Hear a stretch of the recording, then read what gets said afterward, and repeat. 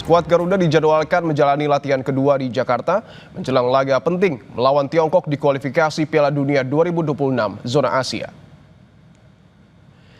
Latihan dilakukan tertutup dan fokus untuk mematangkan taktik permainan sehingga strategi yang dirancang tim pelatih dapat diterapkan dengan sempurna di lapangan. Laga melawan Tiongkok dan Jepang sangat penting untuk menentukan nasib timnas Indonesia di putaran ketiga kualifikasi. Saat ini timnas Indonesia duduk di peringkat keempat klasemen dengan koleksi 9 poin.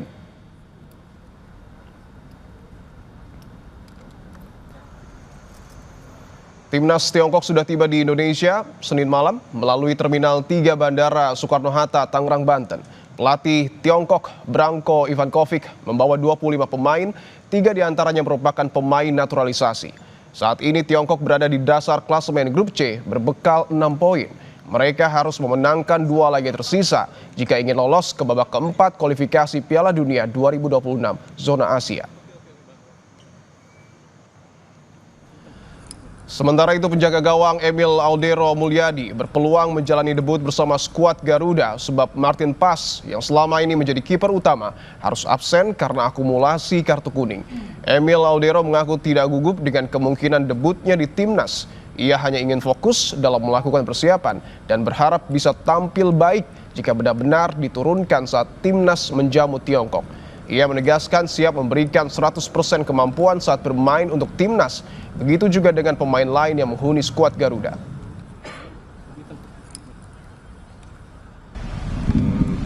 I'm not nervous because it's football is joy. So I'm preparing the match as I always did. So I'm focused on the training and all my teammates we're doing a really good training session. So of course we're gonna give our 100%. So I think I'm not saying nothing, but I'm positive.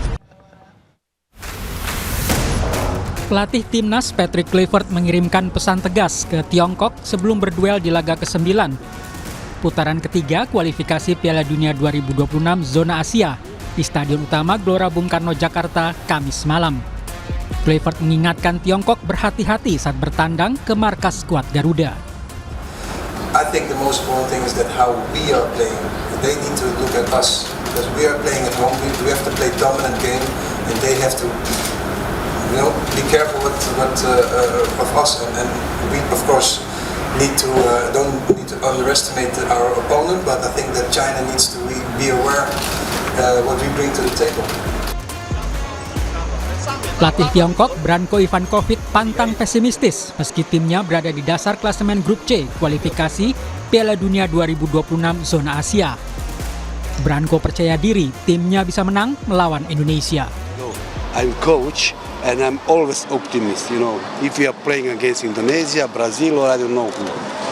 If I'm not thinking like this, why I'm coach? Pada pertemuan pertama di Tiongkok 15 Oktober 2024, timnas Indonesia yang masih dilatih oleh Shin Tae-yong takluk 2-1 meski dominan dalam penguasaan bola. Tim Liputan Kompas TV. Pelatih timnas Patrick Kluivert menegaskan Tiongkok harus hati-hati saat bertanding di Stadion GBK. Sementara pelatih Tiongkok bertekad meraih kemenangan mengulang sukses saat keduanya bertemu pada Oktober tahun lalu. Apa yang kemudian jadi pembeda saat skuad Garuda tampil Oktober tahun lalu dan sekarang? Kami akan membahasnya dengan analis sepak bola Haris Pardede. Bung Harpa, selamat petang. Halo, selamat petang. Baik, Bung Harpa, Patrick Kluivert menyebut sudah menganalisa bagaimana kemudian cara bermain dari China. Menurut Anda apa yang akan jadi pembeda dari timnas saat kalah di Tiongkok dan yang disiapkan saat ini? Ya, ini pernyataan dari Kluivert yang dilontarkan sesaat sebelum bertolak ke Jakarta ya 2 hari lalu di Bali. Dia ditanya terkait dengan pemain mana dari China yang mungkin akan diwaspadai dan dia mengatakan saya tidak fokus ke 1 atau 2 pemain, tapi lebih kepada gaya main dari China itu sendiri karena pemain mungkin bisa berubah, bisa dikacaukan, tapi kalau gaya bermain biasanya nggak berubah. Nah, gaya main seperti apa yang kemungkinan diusung China? Saya rasa gaya bermain counter press, kemudian bertahan, mengandalkan kecepatan dalam serangan-serangan balik, kemungkinan besar ini akan diusung China. ini sudah dilakukan dan berhasil saat kita kalah 2-1 di Qingdao ya di pertemuan Betul. pertama di bulan Oktober. Nah, sekarang pertanyaannya apa yang membedakan saat itu dan sekarang? Tentu yang pertama susunan pemain. Ya, saat ini kita punya beberapa pemain yang berbeda, yang tak ketambahan pemain diaspora, di antaranya adalah Joe Pelupesi dan juga Ole Romney. Sehingga gaya bermain atau pendekatannya pun bukan tidak mungkin berbeda. Ada banyak orang yang bertanya-tanya juga nih terkait dengan gaya bermain atau strategi yang akan diterapkan oleh timnas. Ada yang mengatakan bertahan aja karena kita selama babak kualifikasi round 3 ini kalau kita bertahan, kalau ball possession kita rendah kita menang. Iya, tapi itu dengan catatan dulu pemain kita berbeda.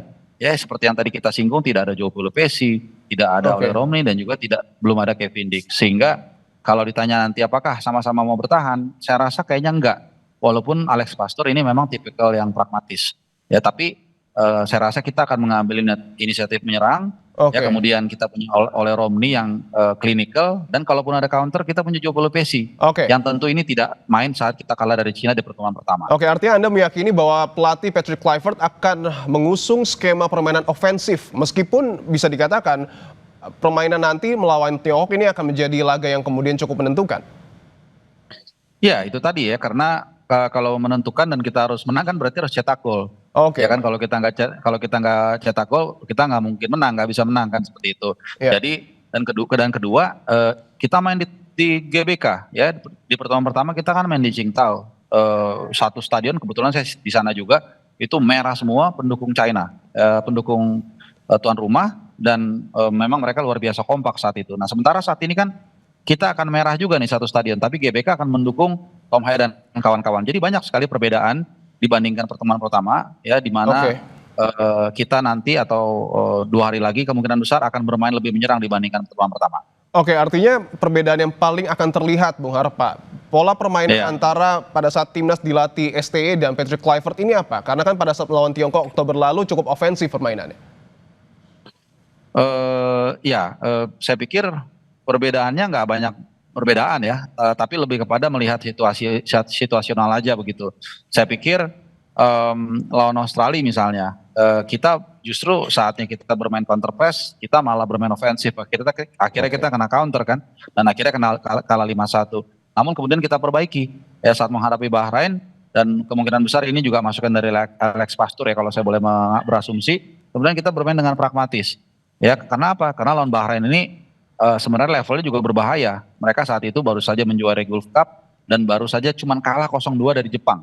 Dan selama 1 jam mereka tidak kebobolan. Jadi kita lebih main pragmatis. Nah, lawan China kali ini, saya pikir kita punya kesempatan untuk lebih dominan. Dan itu ditunjang dengan pemain-pemain baru yang mumpuni, dan juga jangan lupa kita akan punya Kevin Dix. Ya, dari update terakhir kemungkinan besar dia bisa starter. Walaupun dari pernyataan Kluivert dia mungkin belum 100%.